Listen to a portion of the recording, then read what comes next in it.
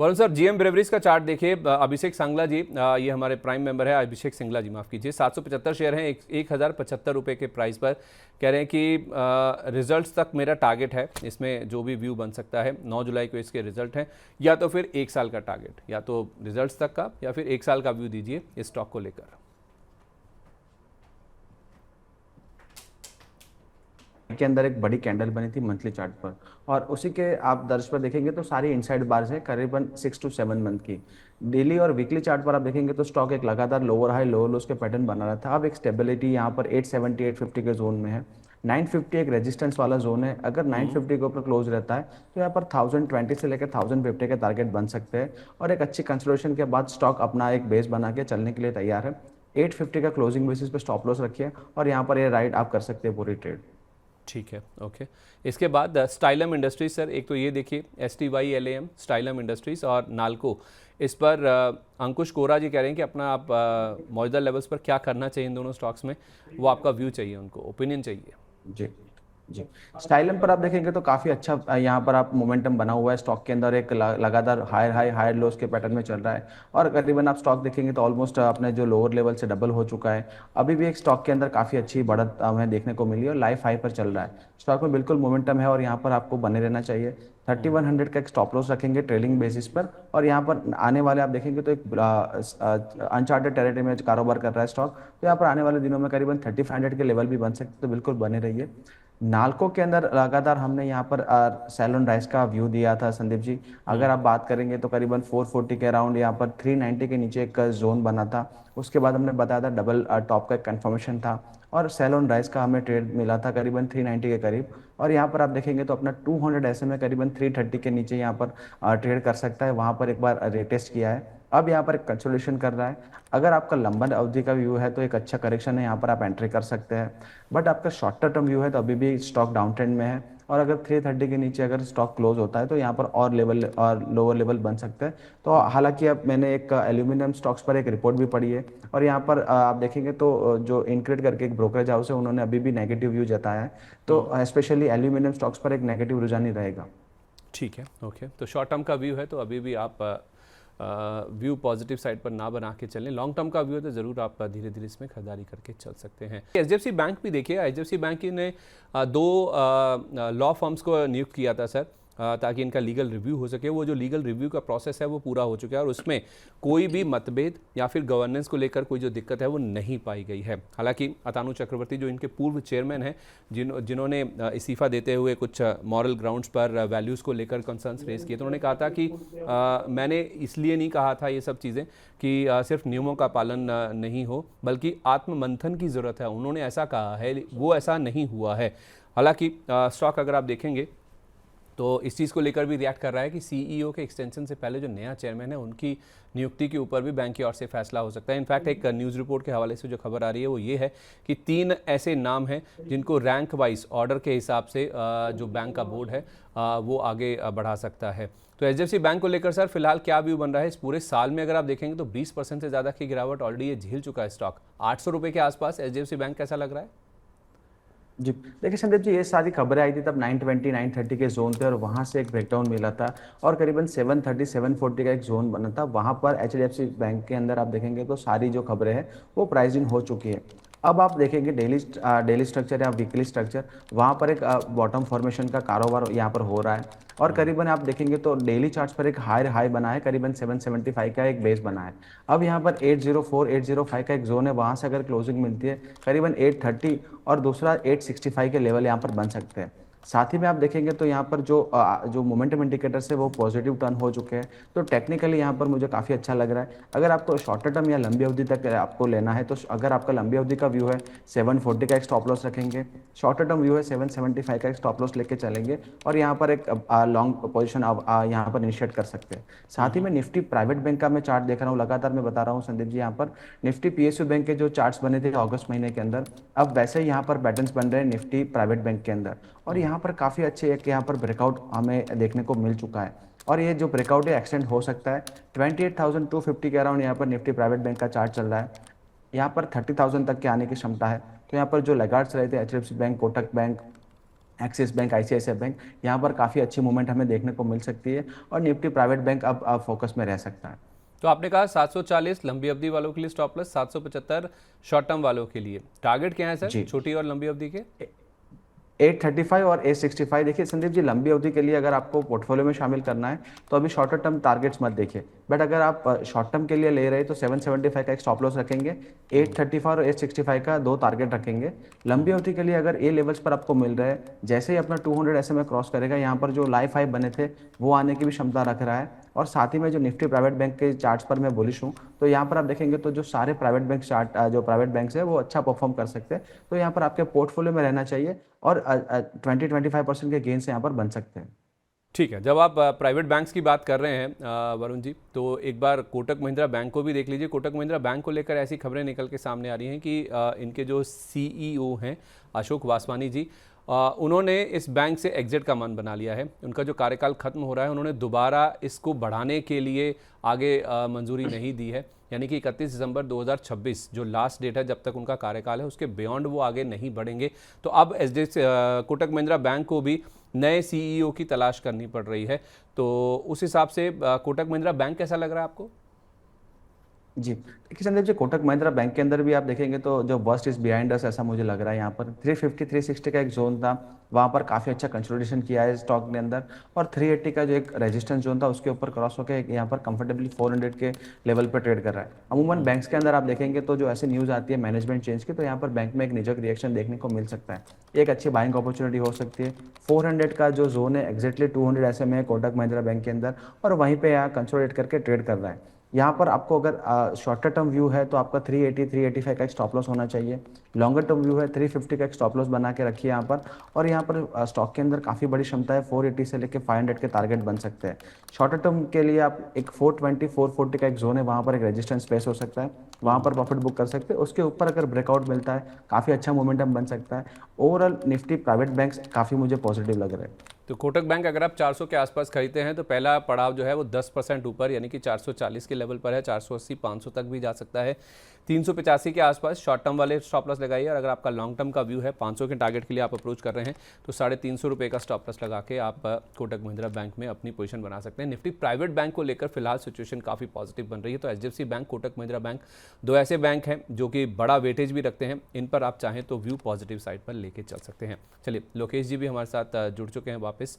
Lokesh sir, अगर आप मेरी आवाज़ सुन पा रहे हैं सर, हमारे एक दर्शक हैं लकी जी, उन्होंने 3-4 स्टॉक्स बोले हैं। एक तो बोला है आईओएल केमिकल, दूसरा अवंती फीड्स, और तीसरा है जीएमडीसी। कहने कि इनमें से किसको बाय करना चाहिए, यानी कि अगर आप 3 स्टॉक्स में से किसी एक को पिक करना है तो किसके साथ जाएंगे?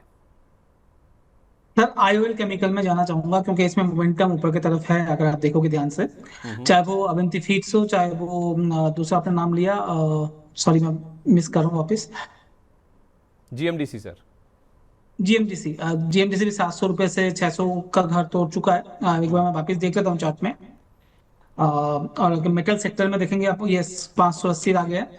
अब मेटल सेक्टर में देखेंगे करेक्शन आ रहा है, मगर आपका जो व्यू पॉइंट अगर 6 या 12 महीने का है, जीएमडीसी को अपने वॉच लिस्ट में रखें। 550 540 बहुत अच्छा सपोर्ट जोन है, उस जगह पे मिलता है तो ऐड कर सकते हैं। अभी के लिए जीएमडीसी अवॉइड करें, अभी सिर्फ और सिर्फ आईओएल केमिकल ध्यान रखें। अवंती फीड भी मुझे ऊपर के लेवल से बहुत जबरदस्त करेक्शन आया हुआ है, और इस कंपनी में थोड़ा सा भरोसा कम रहता है, क्योंकि सिंक का बिजनेस है। एक टाइम पे मुझे मल्टी बैग का रिटर्न जरूर दिया था अवंती फीड ने, बट उसके बाद से ही लास्ट 10 साल से कोई मीनिंगफुल अपसाइड हमने देखा नहीं है। ठीक है, ओके। तहाली जी हमारे एक दर्शक हैं, वरुण सर, पीपीएल फार्मा को लेकर इनका सवाल है। कह रहे हैं कि 2600 शेयर हैं 169.50 के प्राइस पर, आगे क्या करना है प्लीज़ सजेस्ट कीजिए। अभी निकल जाऊं या फिर बना रहूं इसमें मैं? 2600 शेयर हैं, 170 रुपये के आसपास का प्राइस, मोटा मोटी। जी, बिल्कुल होल्ड करके रख सकते हैं। यहाँ पर थोड़ा सा उनका व्यू शॉर्ट टर्म व्यू है, तो यहाँ पर एक स्टॉप लॉस लगा के चल सकते हैं करीबन 162 का। अगर थोड़ा सा लॉन्गर टर्म व्यू है तो 158 157 का एक अच्छा जोन है, वहाँ से स्टॉक ने एक रिवर्सल दिया है। हालांकि यहाँ पर आप देखेंगे तो 174 200 SMA वहाँ पर एक रेजिस्टेंस ले रहा है, बट ओवरऑल अब Nifty pharma, Nifty health care sector देखेंगे तो वहाँ पर एक बुलिश मोमेंटम है। आज के सेशन में काफ़ी अच्छा कर रहा है, ये स्टॉक भी काफ़ी अच्छा कर सकता है। यहाँ पर जैसे ही 174 का यहाँ पर लेवल निकालेगा, 190 के जोन बन सकते हैं, और 190 के ऊपर 210 तो काफ़ी बड़ी एक अच्छी रेंज हो सकती है। एक लोअर हाई लोअर लोस के पैटर्न बन रहे थे, वहाँ पर जो पैटर्न है एक रिवर्सल है, और यहाँ से जैसे अपना 200 SMA निकालता है काफ़ी अच्छी मोमेंटम बन सकती है। तो बिल्कुल बने रहिए। हालांकि थोड़ा सा एक व्यू बना के रखिए 3 to 6 मंथ्स का, 158 का एक स्टॉप लॉस रखिए। आने वाले दिनों में 190 से 210 के टारगेट बन सकते हैं। ठीक है। लोकेश जी, JSW इंफ्रा को लेकर आपका व्यू दीजिए। आज भी स्टॉक पॉजिटिव साइड पर ही रिएक्ट करता हुआ दिख रहा था स्टार्टिंग में, बाद में जरूर फिजल आउट हुआ। 25 जून को इनका QIP इशू पूरा हुआ सर, 22 तारीख को लॉन्च हुआ था। 285 रुपये का प्राइस तय किया इन्होंने।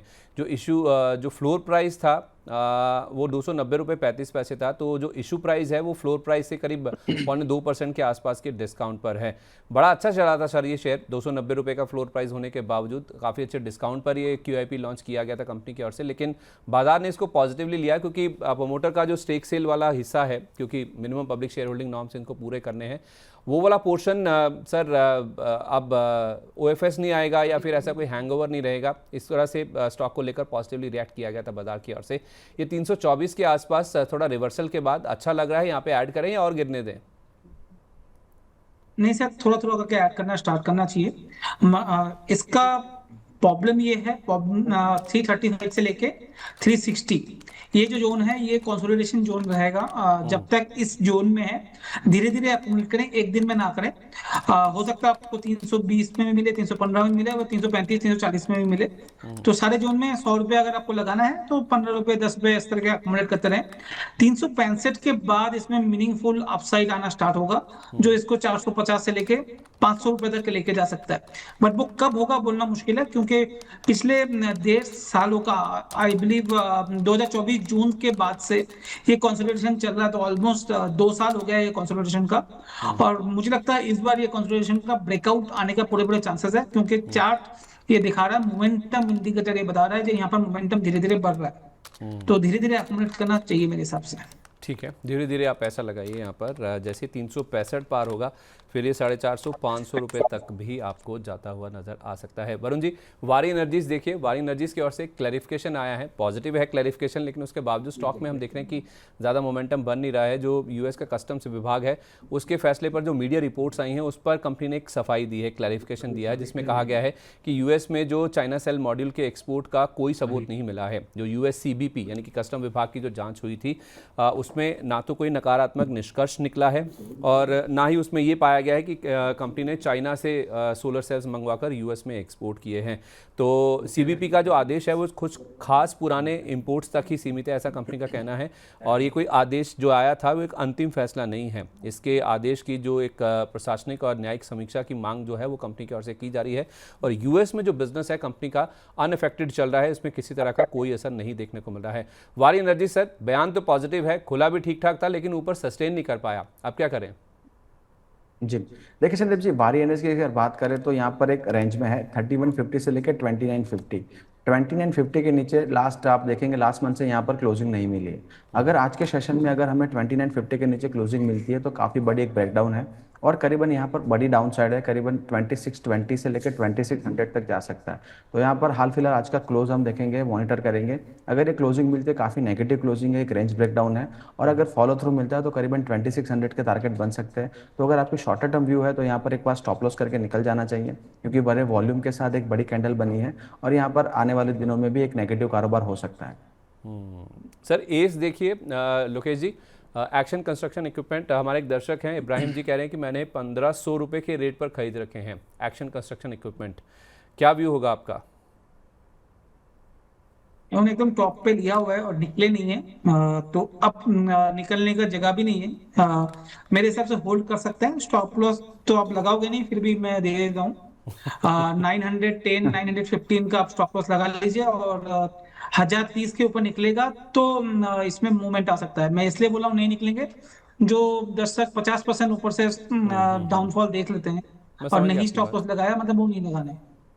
तो अभी भी नहीं लगाएंगे, जिन्होंने 50% का फॉल देख लिया, इतना बड़ा मंजर देख लिया, तो फिर अब क्या वो करेंगे? एस्ट्रल पॉली देखिए, वरुण जी, सानवी सावंत जी का सवाल है, कह रहे हैं कि मेरे पास 1372 रुपये का लिए हुए हैं, मैं इसको होल्ड करूं या फिर एग्जिट करूं?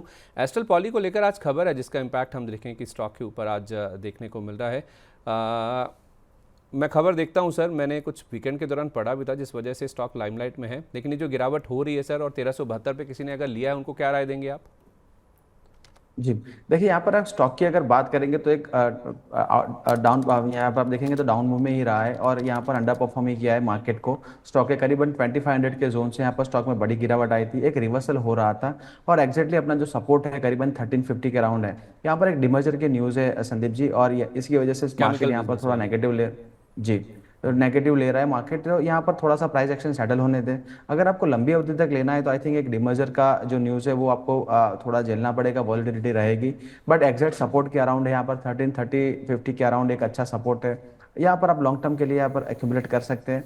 आने वाले सत्र में अगर एक पॉजिटिव न्यूज़ रहती है कंपनी की और मार्केट यहाँ पर पॉजिटिव रिएक्ट करता है तो करीबन अपर एंड ऑफ द रेंज 1550 के अराउंड जा सकता है। बट ये पूरा जो न्यूज़ है उसको आप एक बार एनालाइज करें फंडामेंटली कैसे है, और उसके बाद आप यहाँ पर निवेशित रहे तो अच्छा रहेगा। ठीक है, ओके।